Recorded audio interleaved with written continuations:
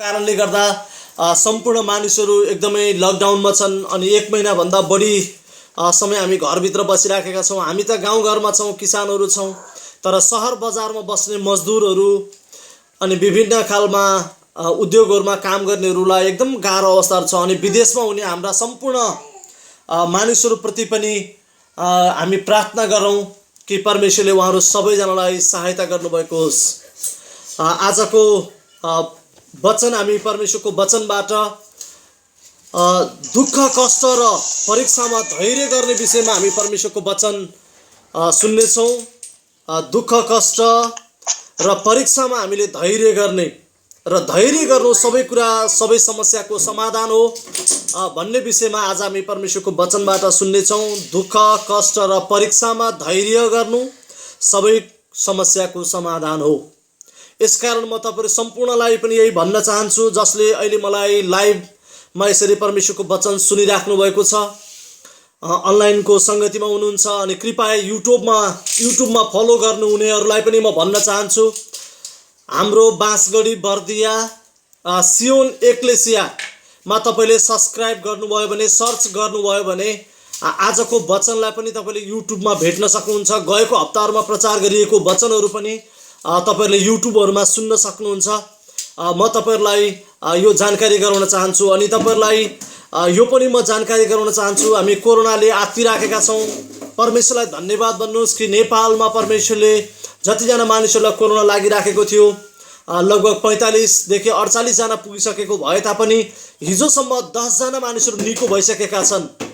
यसकारण हामी विशेष प्रार्थना गर्न कहिले पनि नबिर्सौँ। हाम्रा डाक्टर नर्सहरूको निम्ति हामी प्रार्थना गर्न नबिर्सौँ, हाम्रा सुरक्षाकर्मीहरूका निम्ति हामी प्रार्थना गर्न नबिर्सौँ, हाम्रा जनप्रतिनिधिहरू जो एकदमै खटिराख्नु भएको छ हामी कहिले पनि प्रार्थना गर्न नबिर्सौँ। हाम्रा पत्रकार मित्रहरू जसले साँच्चै नै सूचनाहरू सम्प्रेषण गर्नलाई हाम्रा निम्ति अनि लागि पर्नुभएको छ, तपाईहरु सम्पूर्ण प्रति हाम्रो चर्च र मेरो व्यक्तिगत तर्फबाट तपाईहरु सम्पूर्णलाई एकपटक तपाईहरुको सेवाप्रति आभार धन्यवाद र निरन्तर प्रार्थना गर्छौं भन्न चाहन्छु।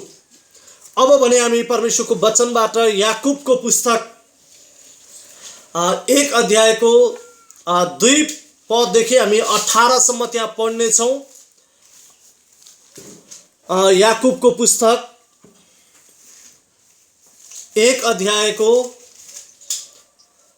2 पददेखि 18 पदसम्म हामी परमेश्वरको वचनलाई सुन्ने छौं, हेर्ने पनि छौं। कतिजनाले हेर्नुहुन्छ, यसकारण तपाईहरुले हेर्न पनि सक्नुहुन्छ। याकुबको पुस्तक कसै एकजनाले जोडसँग पढिदिनु न, म हाम्रो ग्रुपका मसँगै यहाँ प्रत्यक्ष मसँग बस्नु हुनेलाई म अनुरोध गर्न चाहन्छु। याकुबको पुस्तक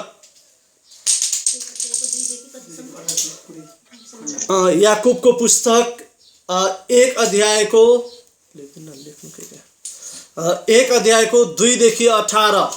मेरा भाइ हो, तिमीहरूमाथि विभिन्न किसिमका आपद विपद आइपर्दा तिमीलाई पुरा आनन्दको कुरा सम्झ, किनकि तिमीहरू जान्दछौ तिमीहरूका विश्वासको जाँचले धैर्य उत्पन्न गराउँछ। धैर्यलाई त्यसको पुरा काम गर्न देऊ, ताकि तिमीहरूमा कुनै कुराको अभाव नभएर तिमीहरू परिपक्व र पूर्ण हौ। तर यदि तिमीहरू मध्ये कसैलाई बुद्धिको अभाव छ भने उदार चित्तसँग नझर्की दिनुहुने परमेश्वरलाई त्यसले मागोस् र त्यसलाई त्यो दिइनेछ। तर त्यसले कति पनि शंका नगरी विश्वास साथ मागोस्। शंका गर्ने चाहिँ बतासले उचाल्दै पछाड्दै गर्ने समुद्रका छाल समान हुनेछ। त्यस्तो मानिसले यो नसम्झोस् कि उसले प्रभुबाट केही पाउनेछ, किनकि दोहोरो मन भएका मानिस उसका सबै चाल चलनमा अस्थिर हुन्छ। दिन अवस्थाको भाइले आफ्नो उच्च अवस्थामा गर्व गरोस् र धनीले चाहिँ आफ्नो दिन अवस्थामा गर्व गरोस्, किनकि मानिस घाँसको फूल जस्तै ओइले जानेछ। किनभने डराउने गर्मीसँग सूर्य उदाउँछ र घाँसलाई ओइलाइदिन्छ, फूल झर्छ र त्यसको शोभा नष्ट हुन्छ। त्यसरी नै धनी मानिस पनि आफ्नै काम धन्दामा नष्ट भएर जान्छ। त्यो मानिस धन्य हो जो आपत विपदमा स्थिर रहन्छ, किनकि जाँचको सामना गरिसकेपछि त्यसले जीवनको त्यो मुकुट पाउनेछ जो परमेश्वरले उहाँलाई प्रेम गर्नेहरूलाई दिने प्रतिज्ञा गर्नुभएको छ।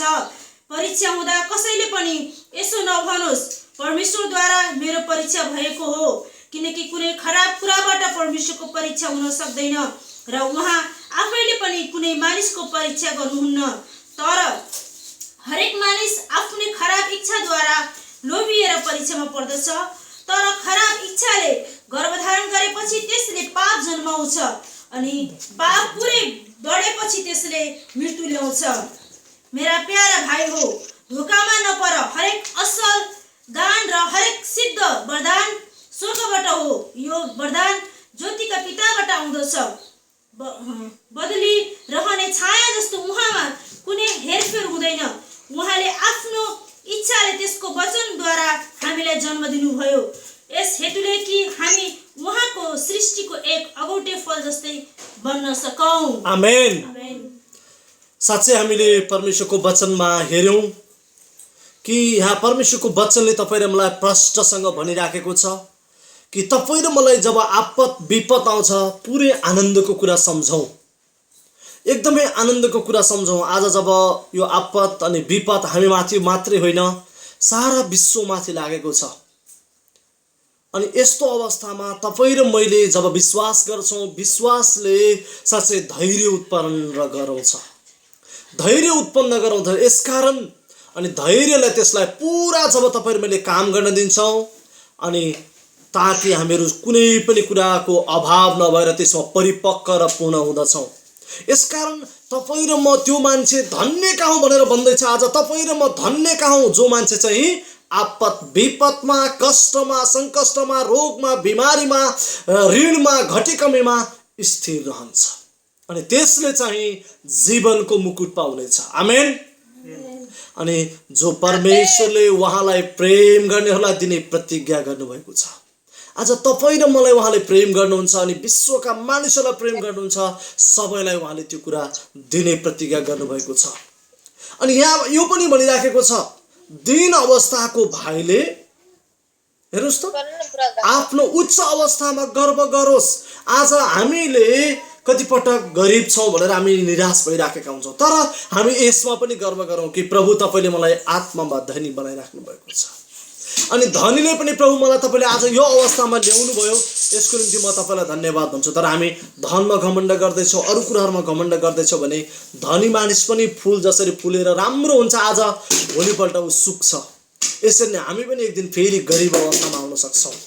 यसै कारण अनि गरिब मानिसहरूलाई यो बेलामा हामीले सहायता गर्नुपर्ने कुरा अघि नै मैले तपाईँहरूलाई सूचना प्रवाह गरिसकेको छु कि हाम्रो छरछिमेकमा हुने मानिसहरूलाई, हाम्रो विदेशमा हुने, कोठामा हुने मानिसहरूमा हामीसँग 2 रुपियाँ छ भने पनि $2 हुनसक्छ, 2 त्यहाँको रियल हुनसक्छ, जुनमा छ त्यो पैसा हामी अरूलाई सहायता गरौँ जसले हाम्रो छिमेकीहरूको भोक मर्न सकोस्। अनि यसले पनि त्यही कुरा भन्दछ। जब अयुबको पुस्तक 23 अध्यायको 10 मा तपाईँ र मैले पढ्छौँ, मैले लिएको बाटो उहाँ जान्नुहुन्छ, उहाँले मलाई जाँच गर्नुहुँदा म खारिएको सुन झैँ ठहरिनेछु। आज तपाईँ र मलाई रोग बिमार हुनसक्छ, तपाईँ र मलाई रुपियाँ पैसाको अभाव हुनसक्छ, सङ्कष्ट हुनसक्छ। यो कोरोना कोरोना कोरोना जेमा हेऱ्यो, न्युजमा हेऱ्यो, जेमा हेऱ्यो कोरोना भन्ने कुरा आउँछ अनि हामीलाई कतिपटक टेन्सन हुनसक्छ। तर यहाँ भन्छ तपाईँ र मैले जुन बाटो येशू ख्रीष्टलाई पछ्याएका छौँ, जुन जाँचमा तपाईँ र म छौँ, यस्तो अवस्थामा घरमै बसेर प्रार्थना गरिराखेका छौँ, यस्तो अवस्थामा तपाईँ र म अझै प्रार्थना गऱ्यो भने सुन जस्तै खारिएर तपाईँ र म चाहिँ अझै परमेश्वरमा मजबुत मानिसहरू बन्दछौँ। अनि भजन सङ्ग्रह 50 को 15 ले पनि यही कुरा भन्छ, र सङ्कटको दिनमा मलाई पुकार, म तँलाई छुटाउने छु र म तँलाई महिमा गर्ने, तैँले मेरो महिमा गर्नेछस्। आज तपाईँ र म सङ्कष्टमा छौँ, कोरोनाको भाइरसको कारणले लकडाउन भएर अनि बन्दाबन्दीको अवस्थामा घरभित्रै बसिराखेको अवस्थामा छौँ। यस्तो अवस्थामा जब तपाईँ र मैले परमेश्वरसँग प्रार्थना गर्छौँ अनि उहाँलाई पुकार गर्छौँ, उहाँले तपाईँ र मलाई छुटाउनुहुन्छ। हाम्रा विदेशमा हुने हाम्रा भाइहरूले हामीलाई सहायताको हातहरू बढाइराख्नु भएको छ। आफूलाई खाने खानाहरू पनि बचाएर, खानालाई एकदम धाउजाउसँग बचाएर केही रुपियाँ चाहिँ ल राहतहरू दिनुहोस् भनेर हाम्रै विश्वास, चर्चका विश्वासीहरूले पनि हामीलाई सहायता गर्नुभएको छ। त्यो भाइहरूप्रति परमेश्वरले तपाईँको इनाम कहिले पनि गुमाउनु हुने छैन, म तपाईँहरूलाई भन्न चाहन्छु। अनि यसले पनि त्यही कुरा भन्छ, जब भजनसङ्ग्रह 6 मा हेर्छौँ, हे परमप्रभु तपाईँको क्रोधमा मलाई नहप्काउनुहोस्, तपाईँको रोषमा मलाई ताडना नदिनुहोस्। भजनसङ्ग्रह 6 को 1 देखि तल तपाईँले घरमा पढ्नुहोस्, टिपेर मात्र राख्नुहोस्। अहिले चाहिँ म माथि दया गर्नुहोस् हे परमप्रभु, किनभने म दुर्बल छु, म कमजोर छु, म सङ्कष्टमा छु। हे परमप्रभु मलाई निको पार्नुहोस्, मेरा हाडहरूमा पीडा छन्। अहिले हामी एकदमै मानसिक रूपमा पीडा छौँ। कतिजना अहिले हाम्रो मैले सुन्दै थिएँ 10-15 जना नेपालीहरू विश्वमा कोरोनाको कारण मरिसकेको अवस्थाहरू छ। अनि अमेरिकामा मात्र 1000 भन्दा बढी नेपालीहरूलाई कोरोना लागेको कुरा सुन्दैछौँ। अनि नेपालमा पनि अहिले दिन प्रतिदिन यसको सङ्ख्याहरू बढिराखेको अवस्था छ। अनि यस्तो अवस्थामा हाम्रा हाडहरू एकदमै पीडामा छन्, हामी सङ्कष्टमा छौँ। अनि यहाँ वचनले भन्छ, मेरो प्राण पनि साह्रै बेचैनीमा छ। कहिलेसम्म हे प्रभु, कहिलेसम्म तपाईँलाई मैले पर्खनु, तपाईँ कहिलेसम्म मतिर फर्कनुहुन्न। प्रभु मतिर फर्कनुहोस्, मेरो पुकारा तपाईँले सुन्नुहोस्। हे परमप्रभु मेरो प्राणलाई छुटकारा दिनुहोस्, तपाईँको अचूक कृपाको खातिर मेरो उद्धार तपाईँले गरिदिनुहोस्। तपाईँको अचूक कृपाको खातिर मेरो उद्धार गरिदिनुहोस्। प्रभु मृत्युमा तपाईँको सम्झना हुँदैन, कहिले पनि मरेपछि त्यसले तपाईँको प्रशंसा गर्न सक्दैन। यसै कारण पातालमा कसले तपाईँको प्रशंसा गर्न सक्छ र प्रभु? आफ्नो अर्थनादले थाकेर म लाचार भएको छु र हरेक रात म रोएर मेरो ओछ्यान भिजाएको छु। शोकले गर्दा मेरा आँखाहरू धमिला भएका छन्, मेरा शत्रुहरूले गर्दा म कमजोर भएको छु। हे परम प्रभु, हे परमेश्वर, कुकर्मीहरू मबाट पर हटि जा, किनकि भरोसाको परम प्रभु सुन्नुहुन्छ। मेरो परमेश्वर मेरो पुकारा सुन्नुहुन्छ। परम प्रभुले कृपाको निम्ति मेरो पुकारा सुन्नुभएको छ, मेरो प्रार्थनालाई ग्रहण गर्नुभएको छ। अनि मेरा परमेश्वर सबै शत्रुहरूलाई शर्ममा पार्नुहुनेछ र ज्यादै घबराउने, ज्यादै लज्जित हुने आज ती मानिसहरूलाई परमेश्वरले बनाउँदै हुनुहुन्छ। ती मानिसहरूलाई आज लखेट्दै हुनुहुन्छ, किनकि मेरो प्रार्थना मेरो परमेश्वरले सुन्नुभएको छ। आज त्यो कोरोना भाइरसलाई जब तपाईँ र म प्रार्थना गर्छौँ, परमेश्वरले साँच्चै नै लखेट्नुहुनेछ। त्यो भाइरसलाई विश्वबाट परमेश्वरले निर्मूल पारिदिनु हुनेछ। अनि यही कुरा यहाँ भजनका लेखकले हामीलाई बताइराख्नु भएको छ। जब भजन सङ्ग्रह 119 को 11 मा तपाईँ र मैले 71 मा पढ्छौँ, अनि त्यहाँ भन्दछौँ, म माथिका क्लेशहरू आइपरे र असलै भयो तापनि, ताकि म तपाईँका विधिहरू सिक्न सकूँ। जब तपाईँ र म माथि सङ्कष्ट आउँछ, अनि बल्ल हामीले परमेश्वरतिर फर्कन्छौँ। तपाईँ र म जब अभावमा हुन्छौँ, सतावटमा हुन्छौँ, सङ्कष्टमा हुन्छौँ, अनि हाम्रो आशा सबैतिरको आशाबाट हामी निराश हुन्छौँ, बल्ल त्यो बेला हामी परमेश्वरतर्फ फर्किराखेका हुन्छौँ। अनि यसले पनि त्यो कुरा भन्छ, जब हामी त्यो कुरा गर्छौँ अनि झन् हामी प्रार्थना गर्ने हुन्छौँ, झन् हामी बाइबल अध्ययन गर्ने हुन्छौँ, अनि पहिलाको भन्दा झन् हामी सङ्गति गर्ने आजभोलि भएका छौँ। यसकारण म परमेश्वरलाई धन्यवाद भन्न चाहन्छु। अयुब 5 को 22 मा जब तपाईँ र म हामी यो वचनलाई हेर्छौँ, विनाश र अनिकालमाथि तिमी हाँस्नेछौ अनि जङ्गली जनावरहरूदेखि तिमी डराउनु पर्ने छैन आज, किनकि तपाईसँग तपाईका परम प्रभु परमेश्वर येशू ख्रीष्ट तपाईसँग हुनुहुन्छ। यसकारण तपाईँ अनिकालदेखि, महामारीदेखि डराउनु पर्ने छैन। हितोपदेश 24 को 10 ले तपाईँ र म जब बाइबलमा हेर्छौँ, त्यहाँ प्रश्नसँग देख्छौँ, सङ्कटको दिनमा लर्खराइस भने तेरो बल कति कम रहेछ भन्ने तैँले थाहा पाउनेछस्। यसै कारण त नडरा, म तसँग छु, म तँलाई सहायता गर्नेछु, सङ्कटको दिन म त स्थिर बस। भजन सङ्ग्रह जब 61 को 1 देखि 2 मा तपाईँ र मैले हेर्छौँ, मेरो क्रन्दन सुन्नुहोस् भनेको मेरो पुकारा सुन्नुहोस् प्रभु। हे मेरो परमेश्वर, मेरो प्रार्थनामा ध्यान दिनुहोस्। जब मेरो हृदय व्याकुल हुन्छ, पृथ्वीको पल्लो छेउबाट म तपाईको पुकारा गर्छु। आज प्रभु, आज यो घरको कुनामा बसेर हामीले तपाईसँग प्रार्थना गरिराखेका छौँ। यहाँ भित्र बसेर तपाईसँग एकटो घरको भित्रबाट कुनै ठाउँमा बसेर हामी प्रार्थना गरिराखेका छौँ। यो प्रार्थना प्रभु तपाईँले सुनिदिनुहोस्, तपाईँले ध्यान दिनुहोस्। जब मेरो हृदय व्याकुल हुन्छ पृथ्वीको पल्लो छेउबाट म तपाईँको पुकार गर्छु, मलाई त्यो चट्टानमा लैजानुहोस् र जो म भन्दा अग्लो छ। अनि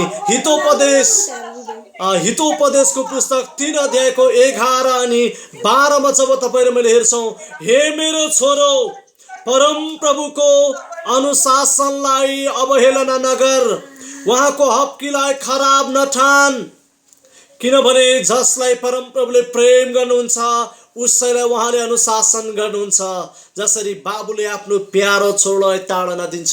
आज तपाईँ र मेरो परम प्रभु, तपाईँ र मेरा बुवा हुनुहुन्छ।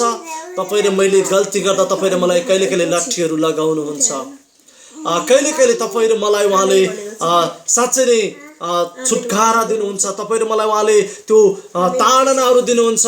अनि यस्तो अवस्थामा तपाईँ र मेरो परमेश्वर, तपाईँ र मलाई छुटाउनु हुने परमेश्वर हुनुहुन्छ, तपाईँ र मलाई बचाउनु हुने परमेश्वर हुनुहुन्छ। उहाँले मार्नलाई हामीलाई ताडना दिनुहुन्न, उहाँले तपाईँ र मलाई छुटकारा दिनलाई त्यो ताडना दिनुहुन्छ, अनुशासन गर्नुहुन्छ, किनकि उहाँले तपाईँ र म सही मार्गमा हिँडौँ भन्ने चाहनुहुन्छ। अनि आफ्नो बाबुले पनि मेरा छोराछोरी असल हुन्, सही मार्गमा हिँडुन्, उनीहरूको उन्नति होस् भन्नको निम्ति हामीलाई ताडना दिनुहुन्छ। अनि त्यसरी नै हाम्रा परम प्रभुले पनि हामीलाई ताडना दिनुहुन्छ।